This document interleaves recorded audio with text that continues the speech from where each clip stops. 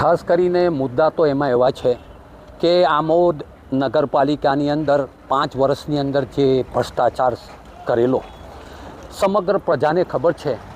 સ્મશાન જેવી બાબતમાં બી ભયંકર ભ્રષ્ટાચાર કરવામાં આવેલો અને ખાસ કરીને આપણે જે નગરપાલિકાનું પરિણામ આવેલું છે અને 16 સીટ સાથે કોંગ્રેસ બેસેલી છે. આ લોકશાહીને જે જીવંત રાખવામાં આવેલી છે તે આમોદના પ્રજાજનોને આભારી છે અને અમે આમોદના તમામ પ્રજાજનોને એક ખાતરી આપીએ છીએ કે જે ગઈ વખતના 5 વર્ષના જે પ્રશ્નો છે તે અમે તમામ સોલ્યુશન લાવીશું. ગટર હોય, પાણીની સમસ્યા હોય કે લાઇટની સમસ્યા હોય કે રોડની સમસ્યા હોય, એ તમામ પ્રયત્ન કરી અને અમે એનું સોલ્યુશન લાવીશું.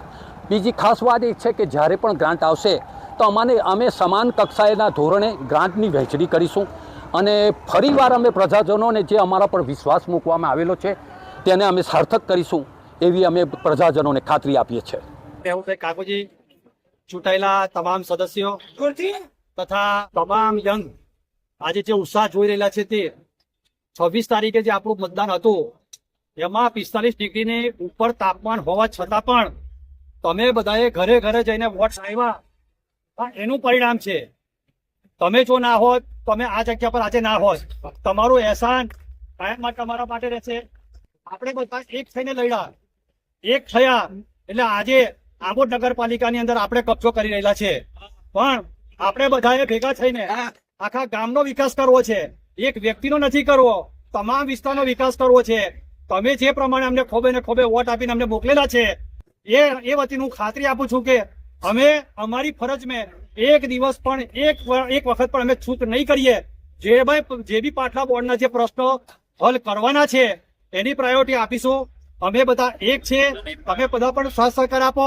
ખાસ મુદ્દાની વાત કે આટલી બધી ગરમીની અંદર 26 તારીખ આજે 28 તારીખ રિઝલ્ટ છે તોય છતાંય તમારો જે આ ઉત્સાહ જોઈ રહેલા છે, આવનાર વિધાનસભાની અંદર પણ આવો ઉત્સાહ તમે રાખો એવી અમે તમારી પાસે અપેક્ષા રાખીએ છીએ.